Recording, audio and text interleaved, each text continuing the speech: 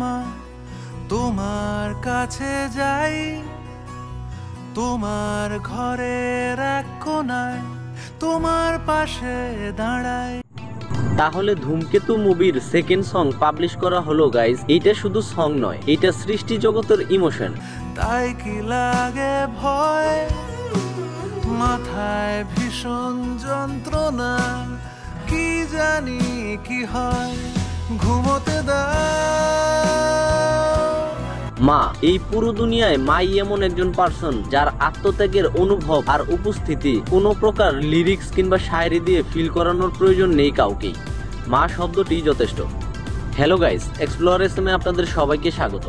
আমি শুধু এইটা চিন্তা করছি, এই ধূমকেতু মুভিটির কাজ শেষ হয়েছিল আজ থেকে প্রায় 9 বছর আগে, সেই 2015-16 এর দিকে। সেই সময় দেব এতটা ডিপ ক্যারেক্টার করতে পা দিয়েছিল, আর বেস্ট হওয়াটা তো অস্বাভাবিক নয়, কারণ দেব শুভশ্রী জুটি আর কখনো হবেই না হয়তো। তো যাই হোক, সংটি নিয়ে কথা বলা যাক। হাতটা ছেড়ে গেছে আজ, তাই কি লাগে ভয়, মাথায় ভীষণ ব্যথা মা, কি জানি কি হয়, ঘুমোতে দাও, ডেকো না।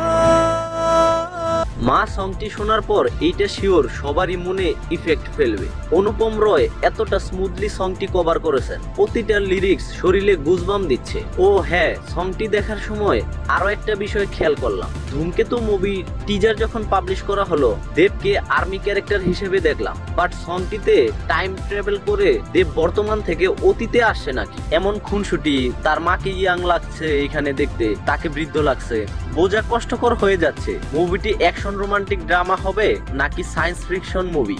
তো যাই হোক, আর তো বেশি সময় বাকি নেই। 14 আগস্ট মুভিটি থিয়েটারে আসতে চলেছে। এখন ট্রেলার দেখেই যদি কিছুটা হিংস পাওয়া যেতে পারে সত্যি মুভিটি কেমন হতে চলেছে। তো সে পর্যন্ত তো ওয়েট করতেই হবে আমাদের, তা না হয় ওয়েট করে নেব।